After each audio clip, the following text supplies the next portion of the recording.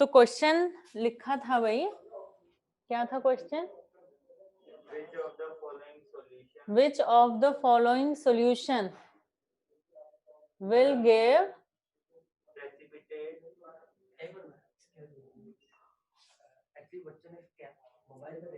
अच्छा थोड़ा बड़ा लिखो। वैसे ये क्वेश्चन तो अभी लिखा हुआ है सबके पास ना, सबने नोट किया हुआ है ना। विल गिव प्रेसिपिटेट ओनली ना ना with Mg plus 2 ion with Mg plus 2 ion only on heating. हाँ, तो दो बातें हो गई कि सॉल्यूशन प्रेसिपिटेट दे मैग्नीशियम आयन के साथ, लेकिन सिर्फ हीटिंग पर। ठीक है, तो इसमें सबसे पहला option carbonate, then second option bicarbonate, और third nitrite, and fourth nitrate. ये ऑप्शंस दिए थे तुम्हें। ठीक है, तो तुमने आंसर बताया भाई बाइकार्बोनेट। ठीक है, तो प्रेसिपिटेट दे, तो इन दोनों में तो प्रेसिपिटेट बनना ही नहीं है। तुम लोगों को बताया है कि नाइट्रेट सबके सॉल्युबल हैं, नाइट्राइट्स भी सबके सॉल्युबल हैं एक्सेप्ट सिल्वर आयन और कॉपर आयन, और इसके भी इनसॉल्युबल हैं Hg प्लस के। Hg प्लस को एक्चुअली Hg2+2 लिखा जाता है। क्लियर है ना ये बात? Hg प्लस आयन जो है वो डायमर फॉर्म में एग्जिस्ट करता है। ठीक है, क्योंकि जो Hg प्लस आयन की तुम इलेक्ट्रॉनिक कॉन्फ़िगरेशन लिखोगे तो उसमें एक अनपेयर्ड इलेक्ट्रॉन है बाद में। ठीक है, तो वो डायमैग्नेटिक बनने के लिए डायमराइज हो जाता है सॉल्यूशन में। क्लियर है? तो Hg प्लस अंडरस्टूड है मर्क्यूरस आयन है, लेकिन जब तुम्हें Hg2+2 लिखा हुआ मिले तो कंफ्यूज ना हो, उसे हम ऐसे ही रिप्रेजेंट करते हैं। ठीक है, क्लियर? तो यहाँ तो मिलना ही नहीं, प्रेसिपिटेट ही नहीं मिलना, तो ओनली ऑन हीटिंग की तो बात ही नहीं है।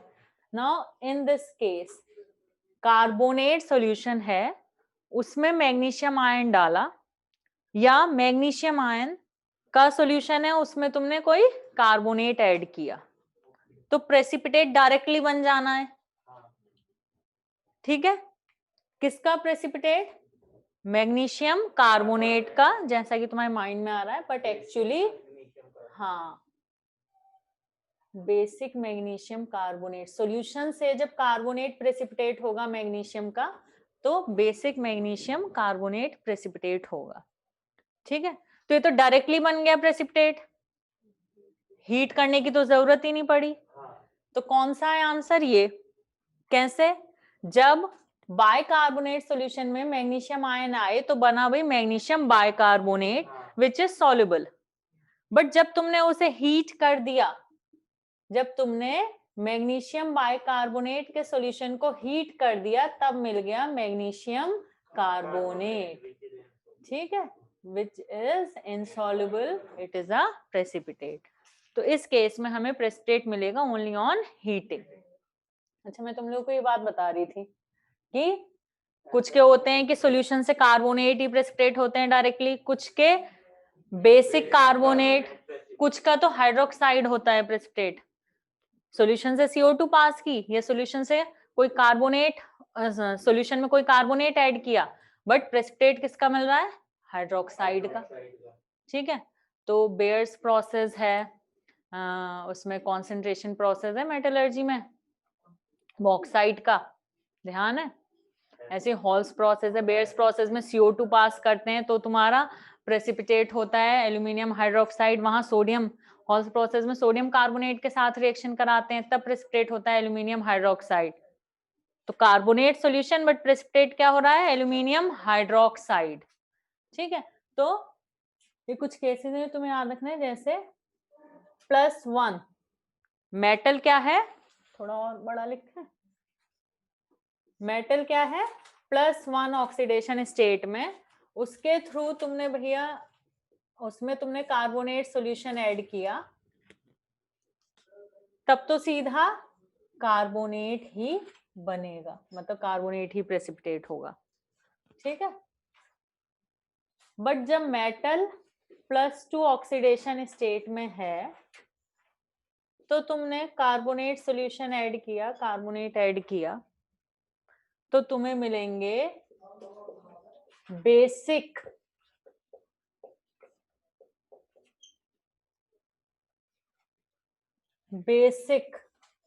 दिख रहा है ना, यहां तक आ रहा है ना? बेसिक इसमें दिख नहीं, इसमें तो दिख रहा है, इसमें मुझे स्क्रीन पे यहाँ पे तो दिख रहा है।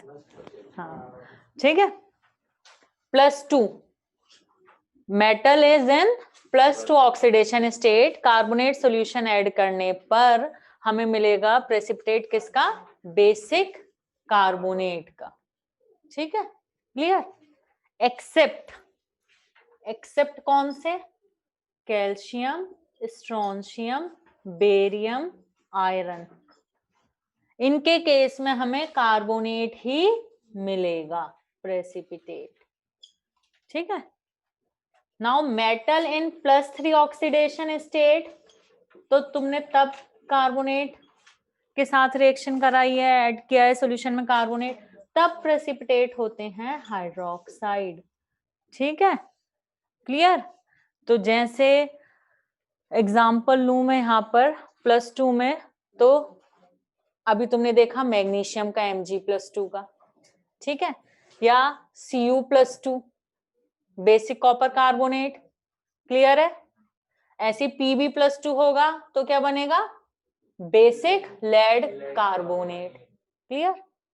लेकिन अगर कैल्शियम होता है तो तुमने तो कैल्शियम कार्बोनेट बनता हुआ देखा है ना प्रेसिपिटेट। ठीक है, स्ट्रोंशियम कार्बोनेट, बेरियम कार्बोनेट या आयरन कार्बोनेट। ऐसी मैंने तुम्हें अभी +3 में एल्यूमिनियम का एग्जांपल बताया कि उसमें ऐड करते हैं सोडियम कार्बोनेट सॉल्यूशन में, तो प्रेसिपिटेट बनता है किसका? एल्यूमिनियम हाइड्रोक्साइड का। ठीक है, तो एग्जांपल के लिए लिख लो, जैसे भाई Cu+2 का केस होता तो क्या बनता? CuCO3.CuOH2 ये तो हमने कल किया भी था डिस्कस, ग्रीन कलर का। ठीक है, ऐसी Al+3 होता तो क्या बनता? AlOH थ्राइस का प्रेसिपिटेट। बस इसमें +2 में एक एक्सेप्शन है, दैट इज Hg+2। उसमें क्या है? HgO, मरकरी का हाइड्रोक्साइड अनस्टेबल है तो क्या बनेगा? HgO। और इवन देखा गया है कि जो Hg+2 का कार्बोनेट है वो इस फॉर्म में ही एग्जिस्ट करता है, सिर्फ HgCO3 एग्जिस्ट करता हुआ नहीं पाया गया है। बाकियों के लिए एग्जिस्टेंस से कोई मतलब नहीं है, ये सिर्फ प्रेसिपिटेशन की बात कर रही हूं मैं। ठीक है, ऐसा थोड़ी है कि CuCO3 एग्जिस्ट नहीं करता, CuCO3 भी एग्जिस्ट करता है और बेसिक कॉपर कार्बोनेट भी एग्जिस्ट करता है। यहां तो सिर्फ बात क्या चल रही है कि अगर आयन ये है, सॉल्यूशन में उसके तुमने कार्बोनेट ऐड किया, तो प्रेसिपिटेशन किसका होगा? सॉल्यूशन से क्या प्रेसिपिटेट हो रहा है, सिर्फ उसकी बात चल रही है। क्लियर? ओके, बट Hg+2 के केस में क्या देखा गया है कि उसका कार्बोनेट इस फॉर्म में ही एग्जिस्ट करता है। अब ऐसा क्यों हो रहा है कि +1 में ये, +2 में ये और +3 में ये प्रेसिपिटेट हो रहे हैं? क्योंकि जैसे जैसे चार्ज बढ़ रहा है, क्या बढ़ रहा है? पोलराइजेशन। और जैसे जैसे पोलराइजेशन बढ़ती है, thermal stability of carbonates decrease होती चली जाती है। ठीक है, क्लियर? तो तुम्हें अच्छे से ध्यान होगा कि जब हम alkaline earth metal carbonates discuss करते हैं एस ब्लॉक में, alkaline earth metal carbonates discuss करते हैं, तो हम कहते हैं कि इनकी thermal stability down the group decrease हो रही है। क्या, sorry, thermal stability down the group increase हो रही है, इंक्रीज हो रही है। ठीक है, तो thermal stability down the group increase होती है। क्यों? क्योंकि जैसे जैसे उसका कैटायन का साइज बढ़ता है, पोलराइजेशन कम होता चला जाता है, पोलराइजेशन कम होता चला जाता है तो स्टेबिलिटी बढ़ने लग जाती है। ठीक है, जैसे फर्स्ट ग्रुप के कार्बोनेट्स की बात करें तो फर्स्ट ग्रुप के कार्बोनेट्स में लिथियम कार्बोनेट तो डिकम्पोज होता है, बाकी कोई और डिकम्पोज नहीं होता है। डिकम्पोज नहीं होता है से मतलब हमारा नॉर्मल टेम्परेचर्स की बात है। अब हद टेम्परेचर बढ़ाते जाओगे तब तो कंपाउंड डिकम्पोज होएगा ही, ठीक है। तो नॉर्मल रेंज के टेम्परेचर से बात है। हाँ, तो फर्स्ट ग्रुप के कार्बोनेट्स में लिथियम कार्बोनेट डिकम्पोज होता है, बाकी के कार्बोनेट डिकम्पोज नहीं होते हैं। क्यों? क्योंकि down the group thermal stability बढ़ रही है। ऐसे सेकंड ग्रुप के कार्बोनेट्स में भी हम यही कहते हैं कि down the group thermal stability बढ़ रही है। थर्मल स्टेबिलिटी बढ़ रही है क्यों? क्योंकि पोलराइजेशन कम होता चला जा रहा है। तो जो लिथियम कार्बोनेट है वो डिकम्पोज इसीलिए तो होता है क्योंकि लिथियम कार्बोनेट, ठीक है, पोलराइजेशन है ज्यादा, तो क्या करता है ये एनायन यानी कि O निगेटिव को अपनी तरफ खींचता है। तो O निगेटिव को जब स्ट्रांगली अपनी तरफ खींचता है तो क्या होता है, C और O का बॉन्ड वीक हो जाता है, CO2 निकल जाती है और Li2O बन जाता है। आ रही है बात समझ में? क्लियर है इतनी बात? तो पोलराइजेशन ज्यादा होगा, पोलराइजेशन ज्यादा होगा तो कैटायन क्या करता है, O निगेटिव को, ऑक्साइड आयन को अपनी तरफ खींचता है, स्ट्रांगली खींचता है, जिससे क्या होगा, कार्बन और ऑक्सीजन का बॉन्ड वीक होएगा, CO2 निकल गई और मेटल ऑक्साइड बन गया। समझ में आ रही है बात?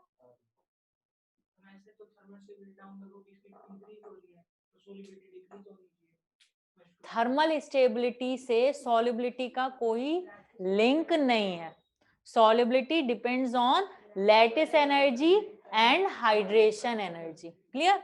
Thermal stability, thermal means heat, तो थर्मल स्टेबिलिटी से मतलब क्या है, स्टेबिलिटी टूवर्ड्स हीट। हीट करेंगे तो ब्रेक होगा कि नहीं होगा, इजीली होगा या डिफिकल्टी से होगा, that is thermal stability. Clear? तो यहां बात क्लियर है, पोलराइजेशन ज्यादा तो थर्मल स्टेबिलिटी कम, पोलराइजेशन कम तो थर्मल स्टेबिलिटी ज्यादा। Clear?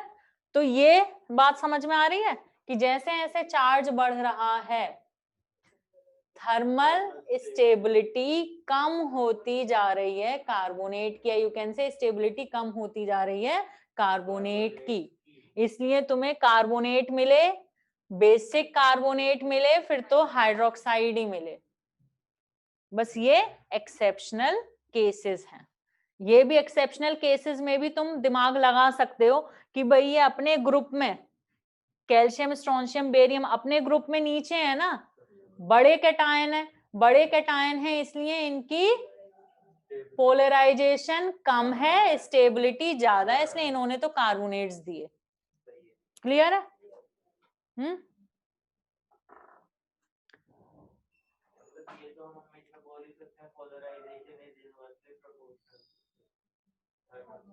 Stability is inversely proportional to polarisation, ठीक है, ये बोल सकते हैं। इनके कार्बोनेट, सल्फेट, सल्फाइड्स, इनके बड़े बड़े एनायन जिन केसेस में है उन केसेस में फॉस्फेट भी डाल सकते हैं, बट इतना फॉस्फेट्स का हमें जो हीटिंग डिस्कस करना है वो अलग ही टाइप का, अलग ही मतलब कंपाउंड्स हैं इनके, फर्स्ट ग्रुप सेकंड, मतलब स्पेशली फॉस्फेट आयन का ही हमें हीटिंग डिस्कस करना होगा, फॉस्फोरिक एसिड, फॉस्फोरस एसिड, इनके डिस्कस करने होंगे, ठीक है। तो फॉस्फेट लिखने की जरूरत नहीं है। चार्ज ज्यादा तो स्टेबिलिटी कम कार्बोनेट्स की, ठीक है, क्योंकि चार्ज ज्यादा होने से पोलराइजेशन बढ़ रहा है। क्लियर? इतनी बात क्लियर है? तो कार्बोनेट्स एंड बाइकार्बोनेट्स हो गया। अब नेक्स्ट आ जाओ किस पर, सल्फाइट, SO3 -2। रब कर दूं, ये कर दूं रब? किसमें?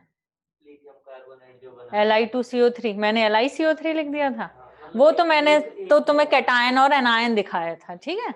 मैंने कंपाउंड का फॉर्मूला थोड़ी लिखा था, मैं तो कैटायन एनायन दिखा रही थी। हाँ ठीक है। तो नेक्स्ट है हमारा second, sulphide.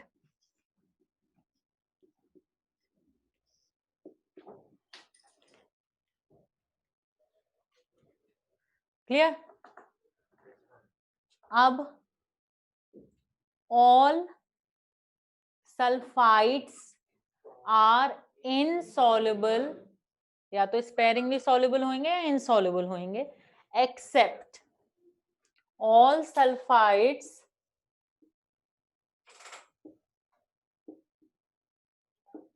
Are insoluble except sodium, potassium, rubidium, caesium, ammonium. Carbonate में भी अमोनियम, अगर मैंने ना बताया हो तो। All carbonates are insoluble except sodium, potassium, rubidium, caesium, वहां पे भी अमोनियम है, ठीक है। तो सेम सेम रहेगा तो याद करने में थोड़ी आसानी रहती है ना, ठीक है। अमोनियम वहां भी है, यहाँ भी है, ठीक है। वैसे तो हम metal carbonate, metal bicarbonate discuss कर रहे हैं, ठीक है। यहाँ पे मैं मेटल बाइकार्बोनेट में तो है सॉलिड और सॉल्यूशन वाली बात। फिर से कंफ्यूजन ना हो तुम लोगों को, क्योंकि सेम सेम चीजें बार बार आ रही हैं, तो तुम लोगों को लग रहा है कि मैं कुछ और कह रही हूँ, क्या कुछ और रही होती। मैं फिर से एक बार बता दूं, solubility of carbonates, all carbonates are insoluble except sodium, potassium, rubidium, cesium, ammonium, वहां भी है, ताकि तुम लोगों को प्रॉब्लम ही ना हो याद करने में, तो वहां भी लिख लो अमोनियम। सिर्फ लिखवा नहीं रही हूँ, है इसीलिए लिखवा रही हूँ, ठीक है। इजी करने के लिए नहीं लिखवा रही हूँ, इजी भी हो जाएगा। Clear? Similarly all sulphides are insoluble except these, कोई दिक्कत नहीं दोनों लाइनों को याद करने में। अब एक लाइन और जो बताई थी जिसके साथ कंफ्यूज हो रहे हो, वो क्या थी? All bicarbonates are found in solution except, वहां भी यही है, ठीक है। तो तीनों लाइनें मिलती जुलती हैं। क्लियर? तो all sulphides are insoluble except these. Done? Okay. Now sulphide solution तुमने लिया, वैसे तुम्हें नहीं पता होगा कि जो सॉल्ट मिक्सचर तुम्हें गिवन है उसमें सल्फाइड आयन है या नहीं है, ठीक है। तुमने सॉल्ट मिक्सचर लिया और जब तुमने डाइल्यूट HCl या डाइल्यूट H2SO4 से रिएक्शन कराई तो बना सॉल्ट भी होएगा, ठीक है।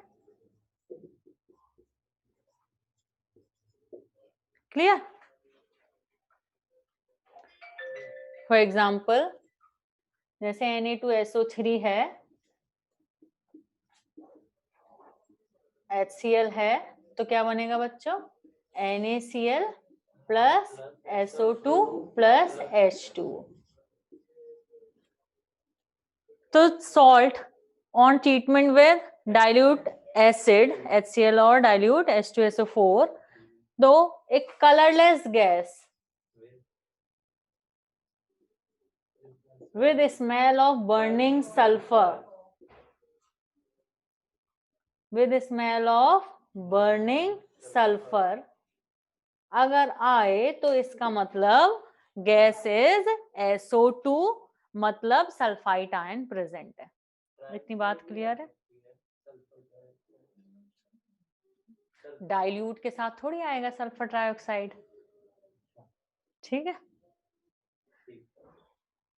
SO3 तो तब आएगा जब सल्फेट होता, और सल्फेट तो थर्ड कैटेगरी में रखवाया है, उसका स्पेसिफिक टेस्ट होगा ना डाइल्यूट एसिड के साथ ना कॉन्सेंट्रेटेड H2SO4 के साथ, किसी के साथ गैस नहीं आने वाली है। क्लियर? तो salt solution on treatment with dilute acid, अगर एक colourless gas with smell of burning sulphur आए तो इसका मतलब गैस इज SO2, मतलब सल्फाइड आयन प्रेजेंट है। क्लियर? विद पंजेंट या सफोकेटिंग, सफोकेटिंग है गैस, कैसी है? सफोकेटिंग, दम घुटता है, ठीक है। With smell of burning sulphur से क्या मतलब है, कोई बताएगा? बर्निंग सल्फर की स्मेल है, इस लाइन से मतलब क्या है? रॉटन एग स्मेल नहीं, रॉटन एग H2S की होती है, ठीक है। रॉटन एग सड़ा हुआ अंडा, ये यहाँ क्या बोल रहे हैं? सफोकेटिंग है, मतलब दम घुटता है, सांस लेने में दिक्कत होगी, ठीक है। और स्मेल कैसी होगी कि सल्फर बर्न हो रहा है, तो सल्फर बर्न हो रहा है तो क्या होता है? S+O2, SO2 ही तो निकलती है, तो सल्फर के बर्न होने की स्मेल वो किसकी स्मेल होती है? वो SO2 की ही तो होती है, मतलब सल्फर के बर्न होने पर जो स्मेल आती है वो SO2 की ही होती है, क्लियर है। तो SO2 की प्रॉपर्टीज हो गई भाई, कलरलेस गैस है, सफोकेटिंग है, स्मेल उसकी बर्निंग सल्फर वाली है, ठीक है। और प्रॉपर्टीज वो केमिकल अभी करेंगे, और फिजिकल में ही बताओ। डायामैग्नेटिक और पोलर है कि नॉन पोलर? पोलर है, ठीक है। स्ट्रक्चर तुम लोगों को पता ही है इसका, हाँ, बेंट स्ट्रक्चर या वी शेप, ठीक है। ये शेप दिख तो रही है, वी वी बन रहा है। जब शेप देखते हैं तो लोन पेयर को मत देखा करो, लोन पेयर को मत देखो, तो अपने आप मॉलिक्यूल बता देता है शेप क्या है। वी बन रहा है, वी शेप, ठीक है, वी बेंट या एंगुलर, ठीक है। तो पोलर है, ठीक है, पोलर है इसलिए सॉल्युबल है, ठीक है। Acidic in nature, acidic in nature से मतलब क्या है कि वाटर में जाएगी तो एसिड बनाएगी या बेसिस से रिएक्ट करेगी, ठीक है। तो वाटर में जाती है तो बनाती है ना एसिड, क्या बनाती है? Sulphurous H2SO3, okay. इसका जो सॉल्यूशन होता है SO2 का, aqueous solution of SO2 is bleaching agent, ये एक ब्लीचिंग एजेंट है। अभी मैंने बताया कि SO2 वाटर में जाके H2SO3 बनाती है, और जो H2SO3 होता है वो अनस्टेबल होता है, वो बनाता है H2SO3 बनाता है H2SO4 plus nascent hydrogen, clear. तो ये जो हाइड्रोजन है, नेसेंट हाइड्रोजन, ये सब्सटेंस को क्या कर देगा? रिड्यूस कर देगा, और सब्सटेंस कलर लूज कर देगा, कलरलेस हो जाएगा, क्लियर है। तो कलरलेस है, सफोकेटिंग है, बर्निंग सल्फर की स्मेल है, डायमैग्नेटिक है, पोलर है, एसिडिक है, ब्लीचिंग एजेंट है। अभी जब हम कार्बोनेट्स डिस्कस कर रहे थे तो तुम्हें क्लोरीन का भी ब्लीचिंग एक्शन बताया था, ब्लीचिंग पाउडर बताया था, तो ऑब्वियसली वो क्लोरीन की वजह से ब्लीचिंग एजेंट था, और क्लोरीन का सॉल्यूशन भी ब्लीचिंग एजेंट है, क्लोरीन का सॉल्यूशन भी ब्लीचिंग एजेंट है, SO2 का सॉल्यूशन भी ब्लीचिंग एजेंट है।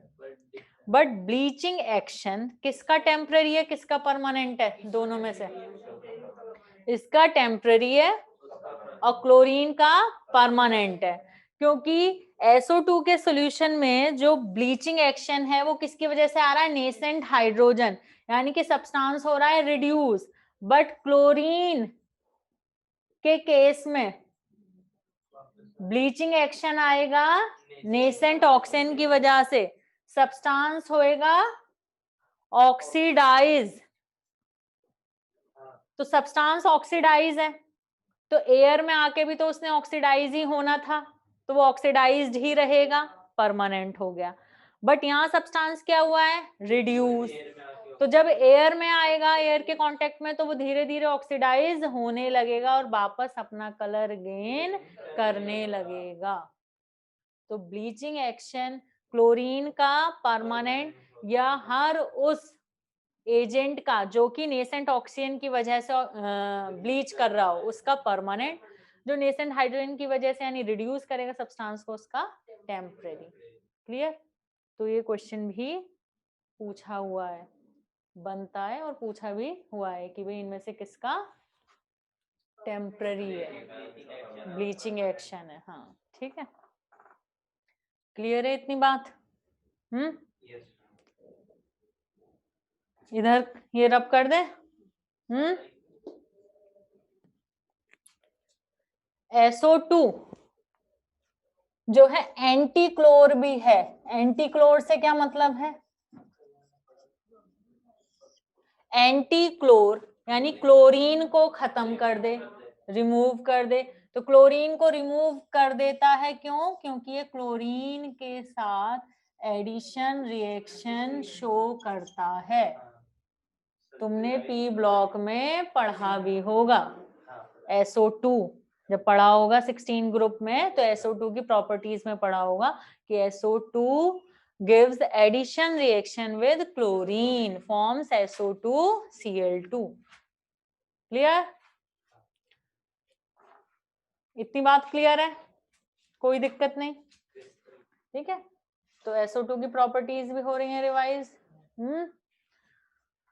SO2 will behave as oxidizing agent और reducing agent और both? बताओ। ऑक्सीडाइजिंग एंड रिड्यूसिंग बोथ, क्योंकि SO2 है +4 में। क्लियर?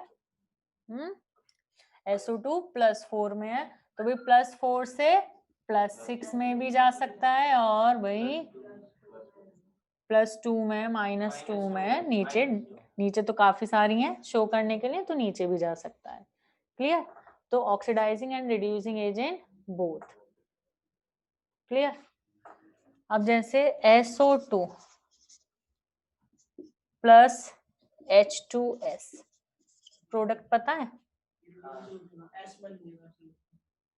H2O plus sulphur. और भाई जब भी किसी रिएक्शन में सल्फर बनता है, तो क्योंकि सल्फर है इनसॉल्युबल वाटर में, तो क्या होता है, या तो प्रेसिपिटेट हो जाएगा, बट बहुत कम चांसेस हैं कि सीधा प्रेसिपिटेट ही बन जाए। यहाँ पे भी सॉल्यूशन क्या होता है, मोस्टली टर्बिड हो जाता है, तो व्हाइट या येलो टर्बिडिटी। तो रिमेंबर, जब भी कहीं मेंशन हो टर्बिडिटी आ गई, व्हाइट टर्बिडिटी आ गई, येलो टर्बिडिटी आ गई, तो तुम्हारा फोकस सल्फर बन रहा है इस बात पर भी जाना चाहिए। ठीक है, तो तुम पहले सोच लो कि कहीं वो सल्फर बनने की वजह से तो नहीं आ रही, तो उन रिएक्शंस को अपने माइंड में रिकॉल कर लो। ठीक है, तो व्हाइट या येलो टर्बिडिटी, प्रेसिपिटेट भी हो सकता है, बट बहुत कम ही चांसेस हैं, टर्बिड हो जाता है सॉल्यूशन। तो व्हाइट या येलो टर्बिडिटी। +4 से किस में गया, 0, क्या हुआ है, रिड्यूस। ठीक है, और ये -2 से 0 क्या हुआ है, ऑक्सीडाइज।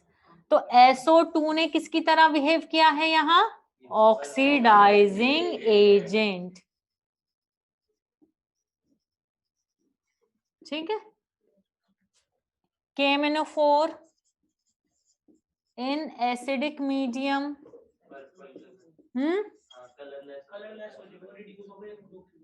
ठीक है, Mn+2, और यहाँ क्या बन जाएगा, ये रब कर दें इधर,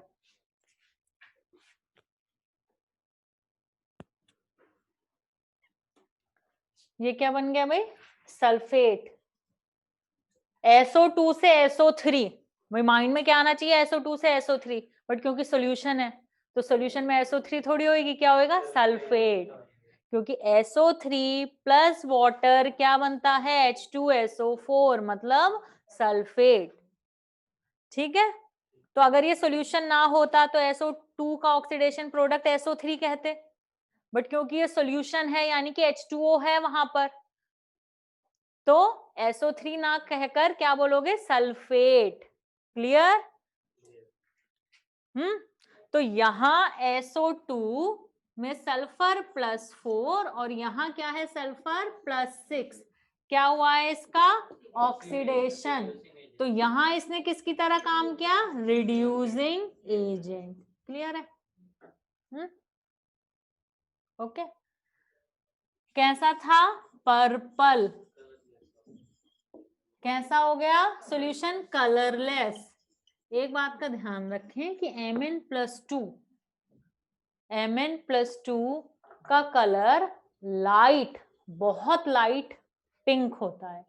तो अगर तुमसे कलर पूछा जाए कि Mn+2 कंपाउंड का कलर क्या होगा, Mn+2 सॉल्यूशन का कलर क्या होगा, तो तुम लाइट पिंक कहोगे, बट वो इतना हल्का होता है, इतना लाइट होता है कि सॉल्यूशन कलरलेस ही दिखेगा, अपीयर कलरलेस होता है। तो कहने के लिए Mn+2 लाइट पिंक, ठीक है, कहने के लिए अगर क्वेश्चन में पूछा जाए तो।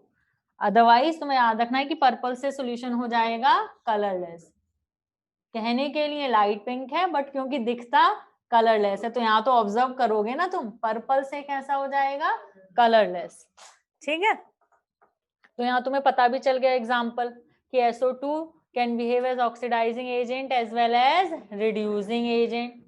ठीक है, और SO2 को जब हमने KMnO4 सॉल्यूशन के थ्रू पास किया तो सॉल्यूशन हो गया कलरलेस। सिमिलरली K2Cr2O7 के थ्रू पास करेंगे तो ऑरेंज से ग्रीन, ऑरेंज से green, acidified K2Cr2O7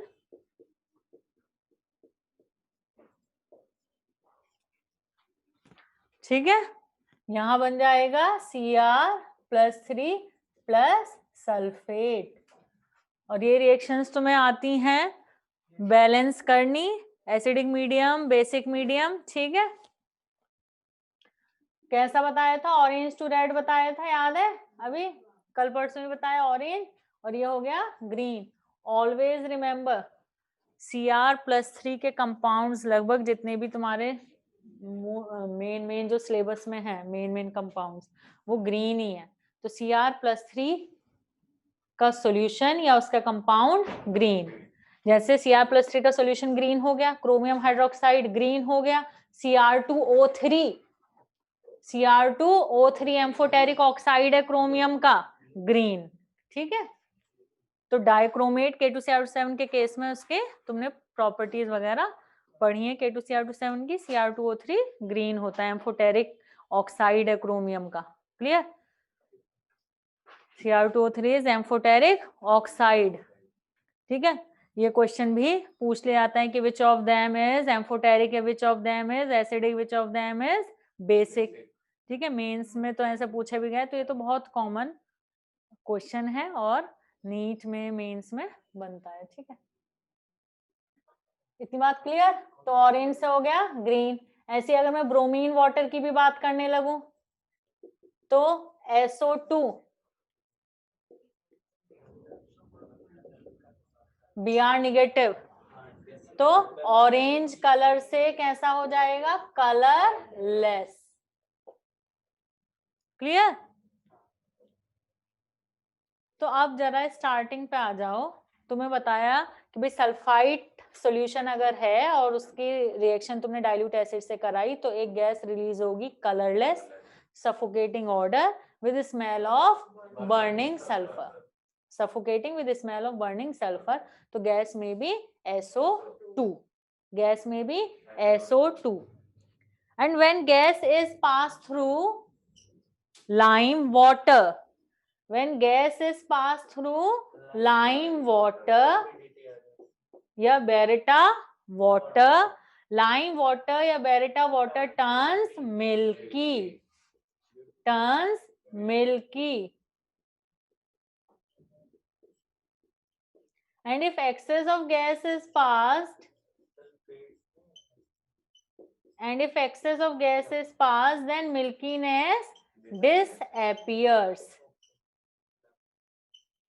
then milkiness disappears. Soluble है बायसल्फाइड, इसलिए बन जाएगा clear solution. Ma'am please chat की तरफ भी देखें। हाँ बताओ क्या पूछना है।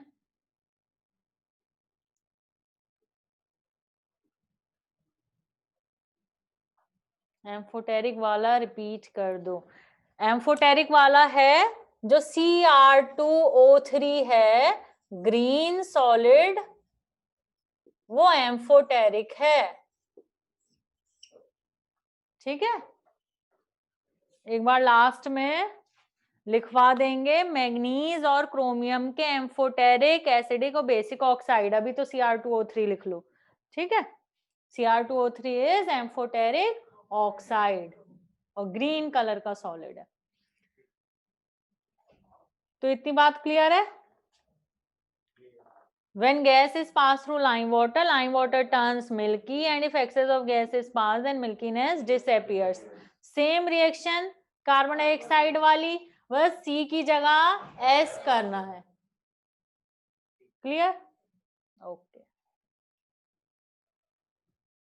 डन। रब कर दिया जाए। ओके, अब देखो इधर, तो क्लियर हो गया कि सल्फाइट है। तो बायसल्फाइड भी तो हो सकता था, बायसल्फाइड भी तो हो सकता था। तो पहले बायसल्फाइड भी देखें एक बार। 2 में सल्फाइट या बायसल्फाइड सेकंड कैटेगरी थी, फर्स्ट कैटेगरी कार्बोनेट या बाइकार्बोनेट, सेकंड मतलब सेकंड सल्फाइट या बायसल्फाइड, कैटेगरी नहीं, सेकंड रेडिकल आयन, सल्फाइट या बायसल्फाइड। तो इसमें भी यही था क्या भाई, जब तुम बायसल्फाइड की रिएक्शन डाइल्यूट एसिड से कराओगे तो बनेगा salt plus SO2 plus water, वही colourless gas suffocating with smell of burning sulphur. और गैस को पास किया लाइम वाटर से, तो lime water turns milky, if excess of gas is pass then milkiness disappears. Clear? वही बात। तो अब कैसे पता लगेगा कि जो SO2 है, यानी कि जो गैस रिलीज हो रही है, वो सल्फाइड से हो रही है कि बायसल्फाइड से? वही टेस्ट बिल्कुल जो कार्बोनेट और बाइकार्बोनेट को डिफरेंशिएट करने के लिए किया गया था। सॉल्ट सॉल्यूशन, ठीक है, उसमें कैल्शियम क्लोराइड या बेरियम क्लोराइड ऐड करोगे। अगर डायरेक्टली प्रेसिपिटेट आ जाता है वाइट, तो क्या था, सल्फाइट, सल्फाइट होगा तभी आएगा। और अगर क्लियर सॉल्यूशन बन जाता है, ठीक है, तो वो बायसल्फाइड की वजह से होगा। और बायसल्फाइड को आगे हीट करोगे तो फिर वाइट प्रेसिपिटेट मिल जाएगा।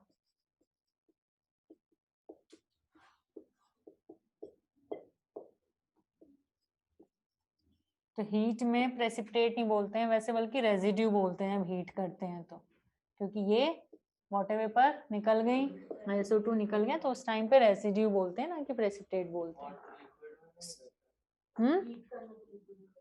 हीटिंग चल रही है ना, वेपर्स बनेंगे। समझ में आ रही है ना बात? तो कहीं मेरे मुंह से प्रेसिपिटेट निकले भी तो वैसे तो डेली लाइफ में तुम कुछ भी बोलो उससे कोई फर्क नहीं पड़ता, तुम्हें समझ में आना चाहिए कि क्या बन रहा है। लेकिन प्रेसिपिटेट कब बोलते हैं, जब कोई सॉल्यूशन है उसमें कोई नीचे सेटल हो जाए, कोई सॉलिड आ जाए नीचे सेट हो जाए टेस्ट ट्यूब में। तो जब सॉल्यूशन में कोई सॉलिड आ रहा है नीचे एड, मतलब नीचे सेटल डाउन हो रहा है, तो उसे प्रेसिपिटेट बोलते हैं। जब हीट कर रहे होते हैं तब जो सॉलिड चीजें बच रही होती हैं उन्हें रेजिड्यू बोलते हैं। क्लियर है? इतनी बात क्लियर? तो अब फिर एक बार ध्यान से सुनो कि गैस रिलीज हुई, कलरलेस सफोकेटिंग बर्निंग सल्फर की स्मेल, लाइम वाटर से पास किया, टर्न्स मिल्की, कैल्शियम क्लोराइड का क्या रोल है मैम? कैल्शियम क्लोराइड ऐड किया है सॉल्यूशन में तभी तो प्रेसिपिटेट बना है कैल्शियम सल्फाइड का। क्लियर? या बेरियम क्लोराइड ऐड करोगे तो बेरियम सल्फाइड का प्रेसिपिटेट बनेगा। क्लियर? तो अब वो सल्फाइड से आई कि बायसल्फाइड से आई SO2, उसके लिए ये ऐसे हमने डिस्टिंग्विश कर लिया। क्लियर? अब एक्चुअली CO2 एंड SO2 में कैसे डिस्टिंग्विश करोगे? सिर्फ एक स्मेल के बेसिस पे? वो तो एक तुम्हारे लिए हिंट रहेगा, वो एक हिंट है स्मेल।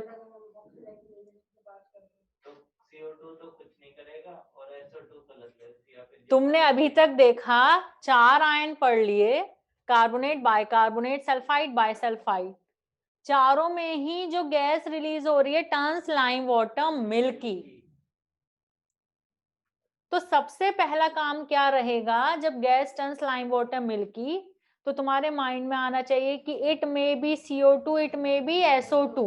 काफी हद तक स्मेल से तुम पहचान गए होगे, क्योंकि दो दो चीजें हैं क्या कि CO2 ऑर्डरलेस है जबकि SO2 में ऑर्डर है। Then CO2 brisk effervescence, but SO2 brisk effervescence नहीं है, तो वहां पर भी काफी हद तक क्लियर हो जाएगा। बट क्योंकि तुम्हें कंफर्मेटरी टेस्ट करना है, तुम्हें कंफर्म करना है,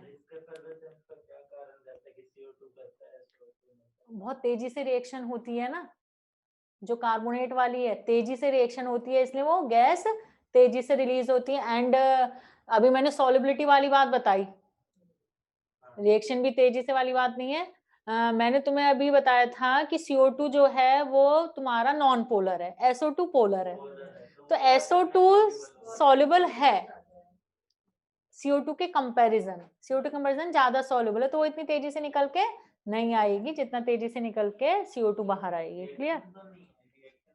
हाँ, रिएक्शन वाली बात नहीं है, ठीक है, क्योंकि लगभग कार्बोनेट और सल्फाइड लगभग सेम ही रेंज के हैं रिएक्शन, रिएक्टिविटी में, और इवन रिएक्शन भी लगभग सेम ही है। तो सबसे पहले माइंड में क्या आना चाहिए जब gas turns lime water milky? कि CO2 है कि SO2 है। तो सबसे पहला काम रहता है CO2 और SO2 में डिस्टिंग्विश करना। वो कैसे डिस्टिंग्विश करेंगे CO2 और SO2 में? CO2 और SO2 में डिस्टिंग्विश कर लेंगे ऑक्सीडाइजिंग एजेंट से। तुम्हें लिखवाया है कि CO2 को जब KMnO4 से पास करोगे कोई चेंज नहीं, जबकि SO2 कलरलेस कर देगी। K2Cr2O7 से पास करोगे तो ऑरेंज से ग्रीन हो जाएगा SO2 के केस में, बट CO2 के केस में नहीं। सिमिलरली विद ब्रोमीन वाटर, यहाँ पे क्लियर हो जाएगा कि CO2 है कि SO2। इतना क्लियर होते ही तुम्हें फिर क्लियर करना होगा कि CO2 कार्बोनेट से आई कि बाइकार्बोनेट से, तो ये वाला टेस्ट है। ऐसे ही अगर तुम्हें कंफर्म हो जाता है कि SO2 है तो वो सल्फाइड से आई कि बायसल्फाइड से, ये टेस्ट। इतनी बात क्लियर है? यहाँ तक हो गए चारों आयन।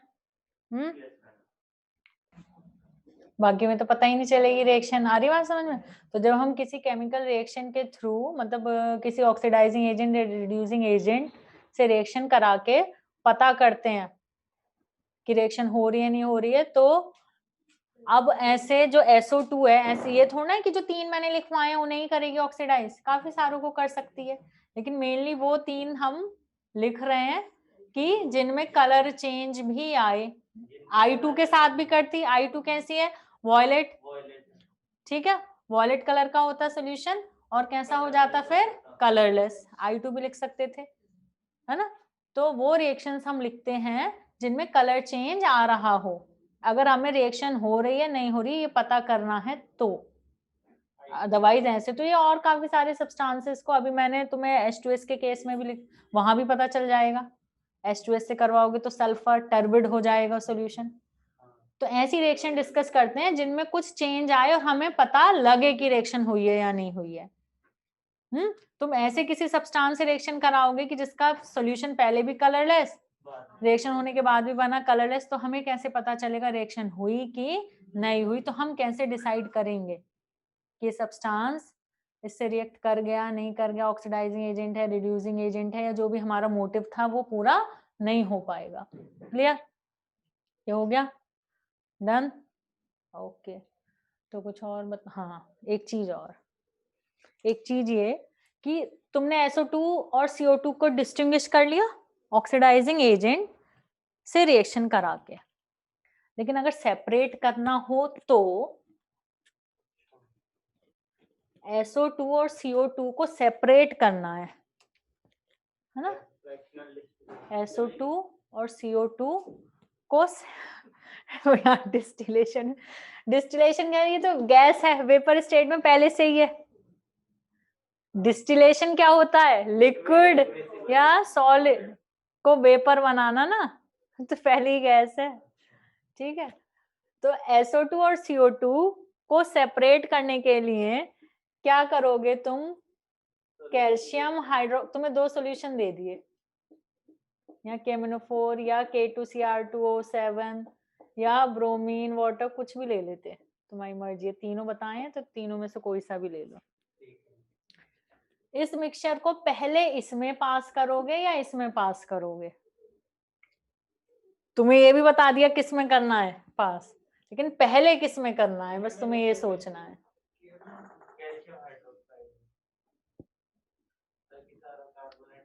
दोनों का मिक्सचर है, सेपरेट करने के लिए पहले किस में पास करोगे? पहले KMnO4 या K2Cr2O7 या ब्रोमीन वाटर वाले सॉल्यूशन में करेंगे, देन सेकंड नंबर पे इसमें करेंगे।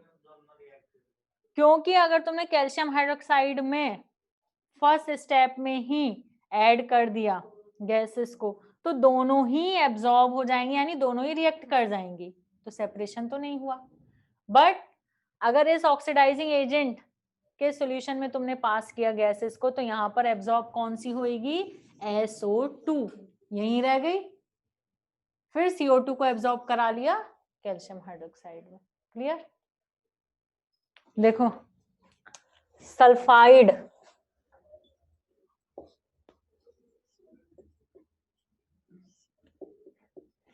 सल्फाइड आयन, सल्फाइड आयन, अब इसमें सॉल्युबिलिटी में लिखो ऑल सल्फाइड्स, या ऑल सल्फाइड्स मत लिखो, अभी लिखो पहले sulphides of first group are soluble, second group के स्पेरिंगली soluble। हाँ जी सर, 1 घंटे की हो गए। हाँ हाँ हाँ हाँ, ओके भाई, चलो। और बाकी मोस्ट ऑफ द मेटल्स जो हैं उनके सबके सल्फाइड कैसे हैं?